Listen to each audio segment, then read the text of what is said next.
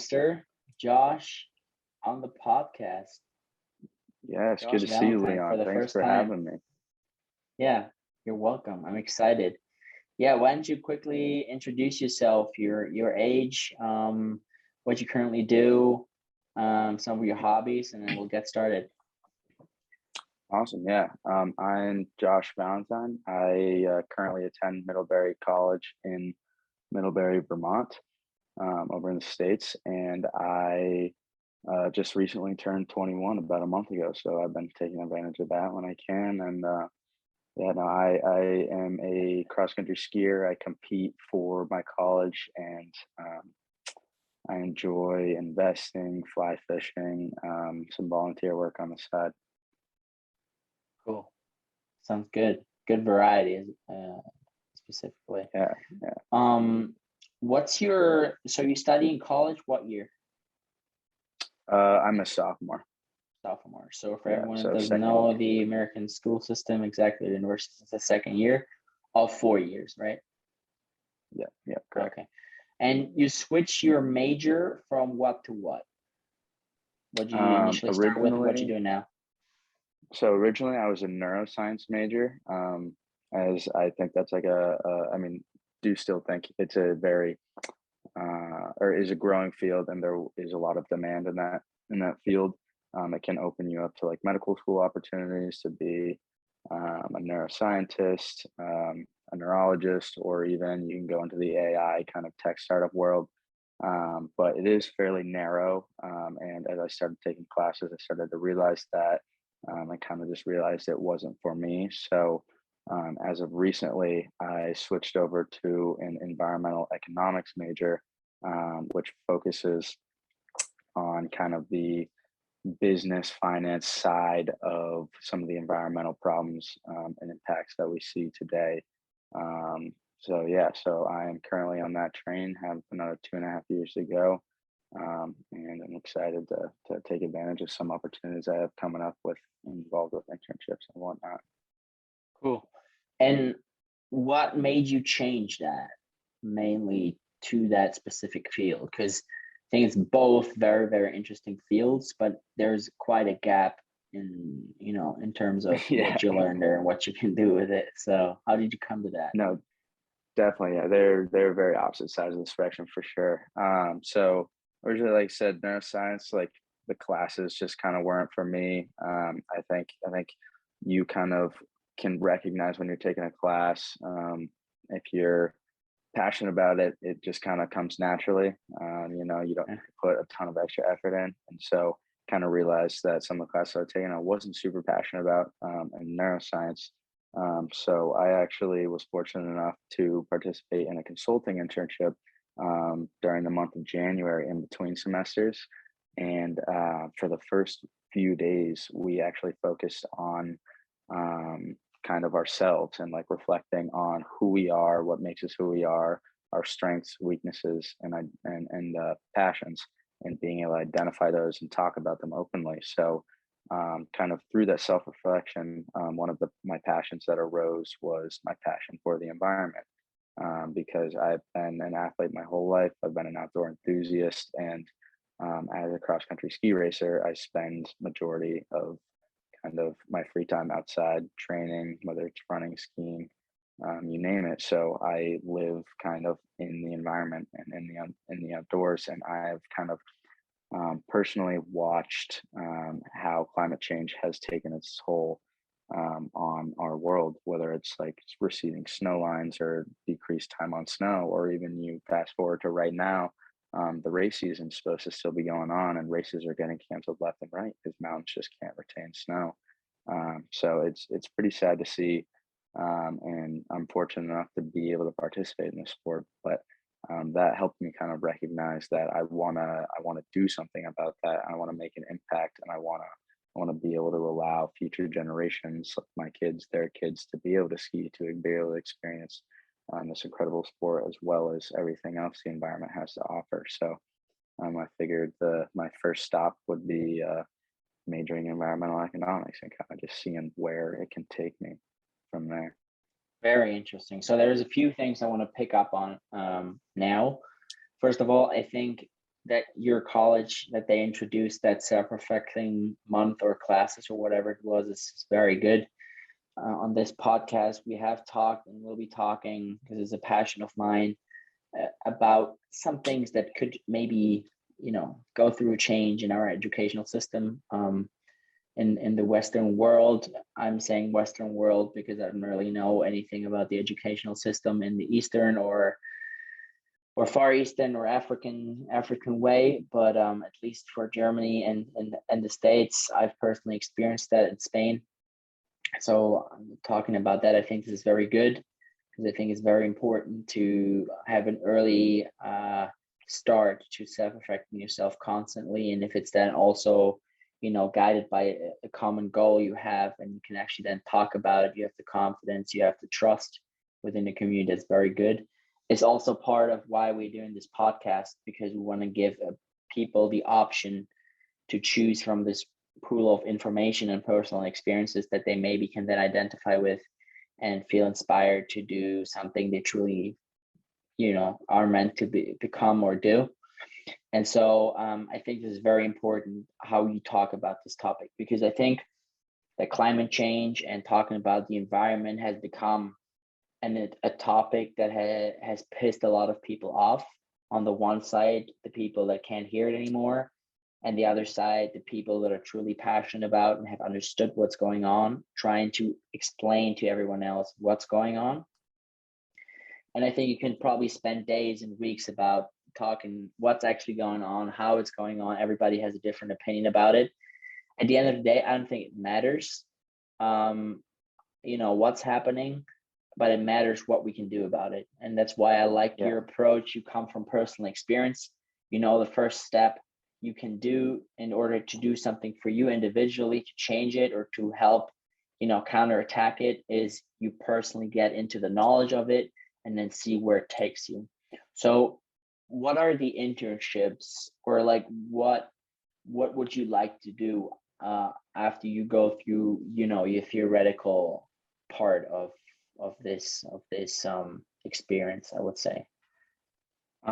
So I'll start with this summer. This summer I actually have a few internships lined up, or interviews, I should say, for internships for the summer. And one of them is a finance intern for a renewables company. So I would be kind of helping with market research, financial modeling, documenting, like testing these different models and projects that are going to be happening, and kind of documenting how they uphold or how they align with kind of the tests and models that we've actually come up with. So it's a lot of very hands-on experience. And honestly, like this summer, I'm just looking to kind of dip my toes into the kind of energy world, whether it's in more research or finance, because another one of them is actually a little more research based. I would be doing more of the research component for some of the renewable projects that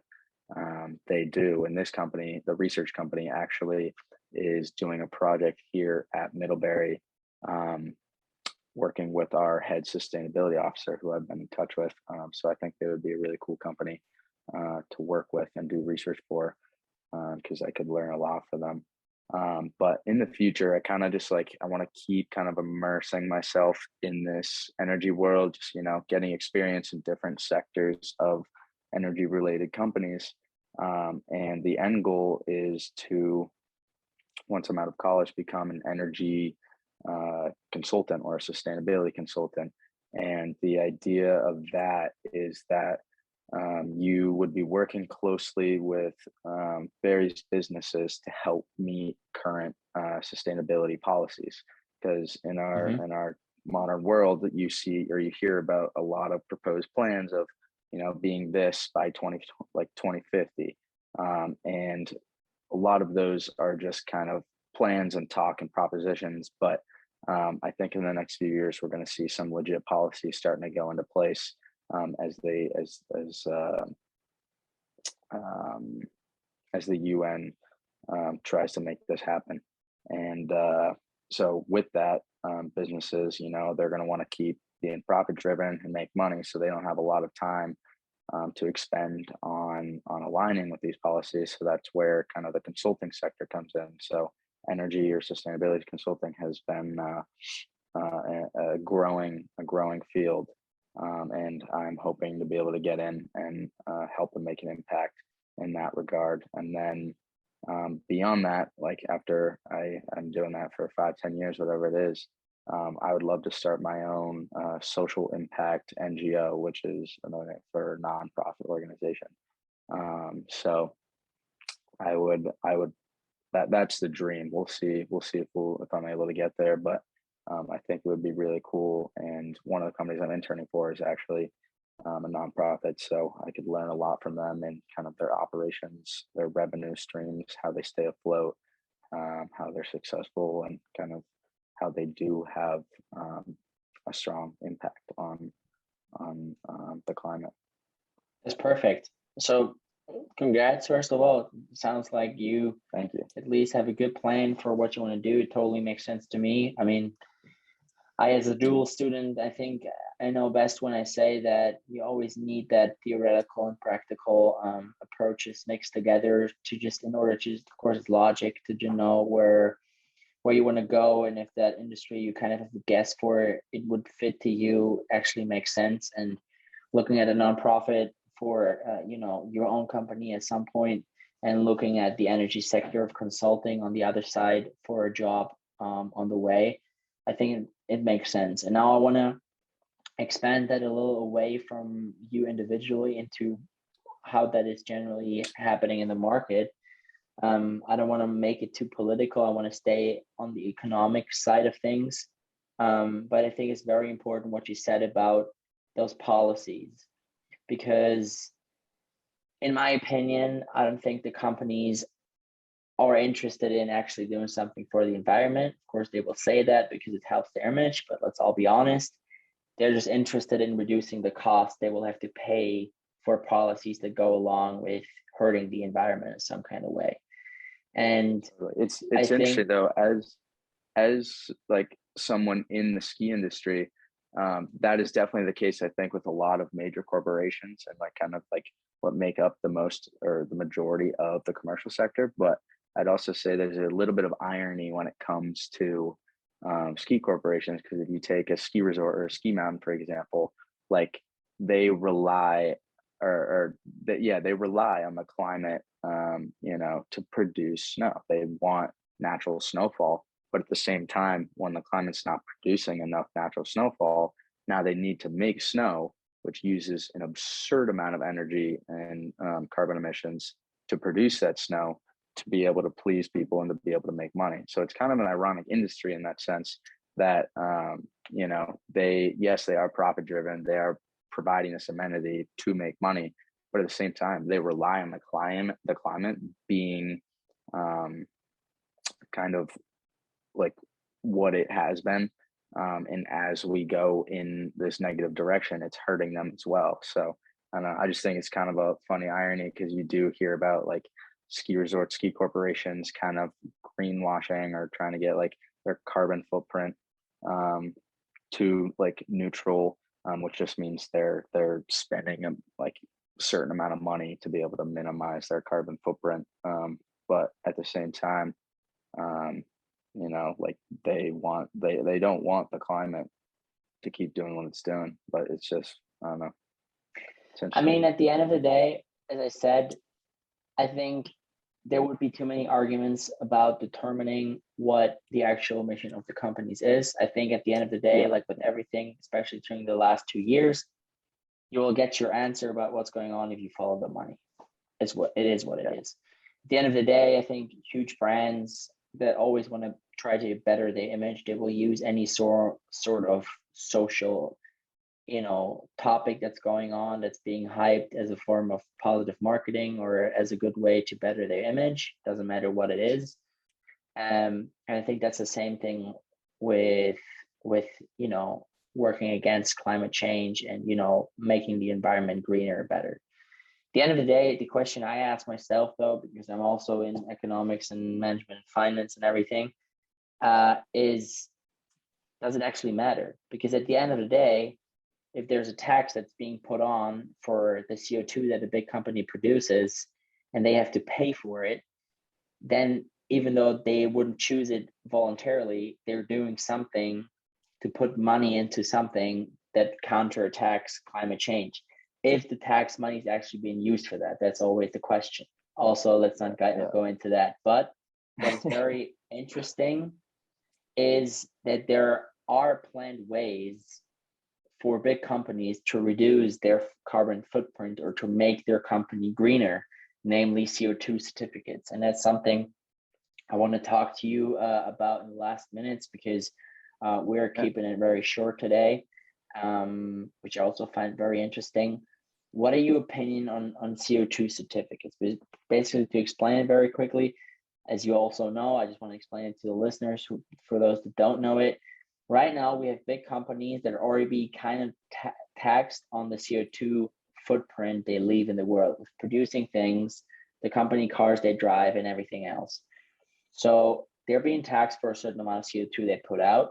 And there are so-called CO2 certificates they can buy in order to, kind of compensate or balance the CO2 they put out.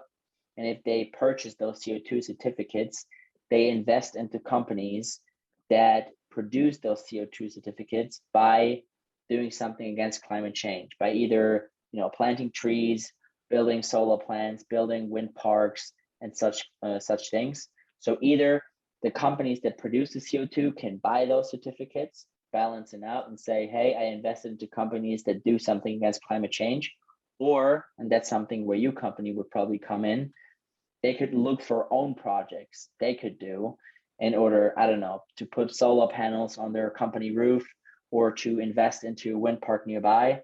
And that also would then produce CO2 certificates. So do you think that would be a sufficient way to get big companies, or also maybe individual private people in the future, to do something against that in terms of economics?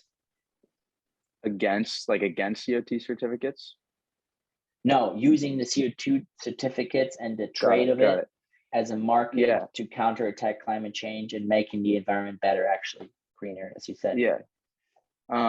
I'd say, so I don't fully understand the asset value of it, but I'm guessing it's just like any other sort of an investment you make, there's going to be some sort of expected return.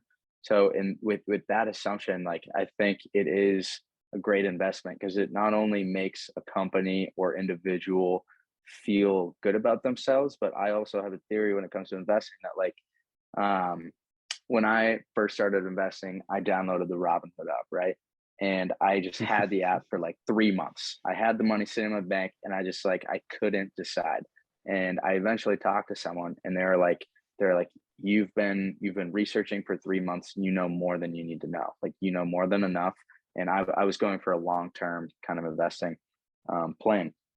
And they said, just put $5 in here, $5 in here, and you'll just, like, you'll watch yourself starting to kind of just roll with it. Because once you make that initial investment, you're going to be watching it. You're gonna whether, like, even if you're having a super busy day, you don't want to, like, think about it, you might catch something on the news that's related to your investment. So I think, relating that back to this, like people are able to just, like, make, whether it's, I don't know, $10 or $50,000, whether they make that investment into these CO2 certificates, it's something that piques their interest. It's something that they have invested their money in, their money that they have worked hard to make.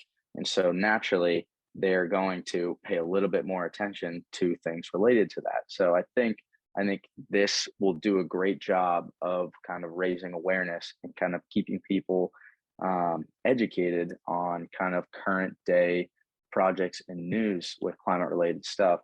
And I mean, it's a great idea, just in the sense that, like, if you're the company that's sponsoring these projects, like, it's a great way to, like, come up with the money to be able to do them, yeah, 100%. I think overall it's a great idea. And I'm excited to see where it goes.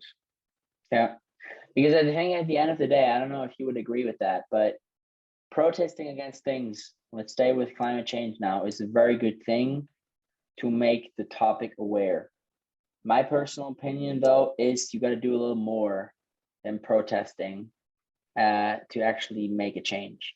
And So that yeah, also so comes back I to what individuals want to do about it, and how they say, oh yeah, I've done something to make a positive impact. But I think at the end of the day, the only way you can really change something is with network and money. So either being big and knowing where you can invest into projects that actually make a change, or a little bigger, founding companies that actually make a change. Yeah. I would say for people that may not have money to give, though, action is another way of being able to take part in that. And I do agree. Like I think protesting isn't the greatest thing, and I think like what we're seeing with this kind of token or CO2 certificates is maybe almost like a new approach to that. Because protesting, like you said, I think it's a great way to raise awareness, and kind of stir up, the government a little bit, make them think about what you're doing. But I think it's only good in moderation. I don't think it needs to be done all the time. And to a point, you're just going to piss off the government at some point, and they might even turn your back on you. So I do think it's not the answer. So that's why I was also going to speak quickly about, going back on what you said with companies being profit driven. It's interesting because I was recently reading some stuff about the different industrial revolutions. We've technically had three industrial revolutions, the most previous one being the third, which occurred from the 1800s to now. And that industrial revolution, the whole concept of that revolution was to minimize costs, maximize profit through whatever means necessary. And so that's where you get your factories, and you start to see a little bit more tech and kind of robot technology just mass producing things. Yep. But it's interesting because, to the protesting point as well, we are in the midst of a fourth industrial revolution, and that is the technology industrial revolution. And it's by no means taken shape. We're still very much in the middle of it, and we don't know where it's going to take us. But kind of to your point about the CO2 certificates, this is a technological way of doing a similar thing that protesting does, right? You're raising awareness, you're taking action through investing, which is like a very big thing, in the modern world. And so I think it's really interesting, just related to that topic, because the way we do things is changing very much. And I think in terms of like energy solutions also, like if you're going to stand outside, and pump your fist in the air and hold flags in front of a government building, like you're not going to get a policy passed, right? You might be raising awareness, but you're not going to get a policy passed. And so I think with this fourth industrial technology revolution, like something that's slowly coming into play too is humans are like lazy. We're masters of multitasking, but we're lazy. And so I think new innovative companies are trying to find ways in which you get a lazy, human who, or just a human being, to be able to take action, but not necessarily dedicate a lot of time or thought, all the time, because we are really busy. We have work, we have kids, we have friends. Like there's so many different aspects of life going on that you're never going to be able to just like, unless it's your career, you're never going to be able to sit down and do this all the time. So I Yeah. think going back to this again, these CO2 certificates are a great way of kind of incorporating that, because they are doing just exactly that. It's an easy way. It doesn't take time, and it makes you feel like you're doing a good thing, which you are. And so I think it's just an industrial, or sorry, I think it's just an interesting, kind of thing taking hold within this new industrial revolution. Yeah. Perfect. Let me wrap it up here. I think this is a very, very interesting point. I think we're going to be back for sure. I definitely want to talk to you. Now, I got to know a lot of things about you now that I didn't know previously before. So we definitely got to have some Zooms, a very interesting approaches there that I think we could combine some cool information and projects.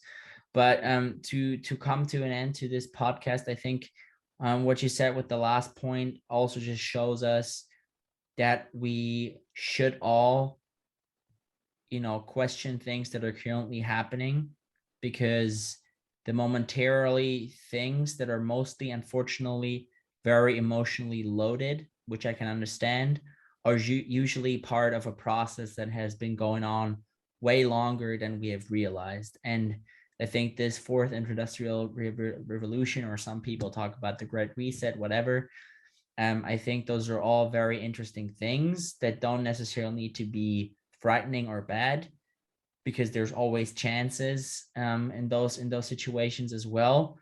You just should be smart about it, and I think you should just take the time to get yourself educated in things that are going on. That doesn't mean you need to have the same major in college as you do, but you just kind of figure out the logics, talk to some people that have same interests, and educate yourself on what happens in that economical point of view. Thank you, because I think this is a very important topic to talk about, to not only say climate change is bad, and we're going to lose our earth and all the animals and plants are dying. We don't know that, but what we know is that we got to change something. And then we have identified the problem. Now it's about thinking of solutions. And I think things we talked about today are very interesting. And coming back to the initial mission of the podcast we have, I think it also comes back to inspiring people what they maybe can do for themselves in that industry or in that topic of the world. So thank you very much. Thank you, Leon. Have a good It was rest an of the awesome day. experience. Thank Yeah, you. thank you. You as well. You as well. And yeah, I will talk to you soon, 100%. And I'm very sure you're going to be back on this podcast. There's a lot to talk about. Awesome. I would love to. All All right. right, man. Take care, my German brother. Yes. Talk to you soon, Till bro. next time.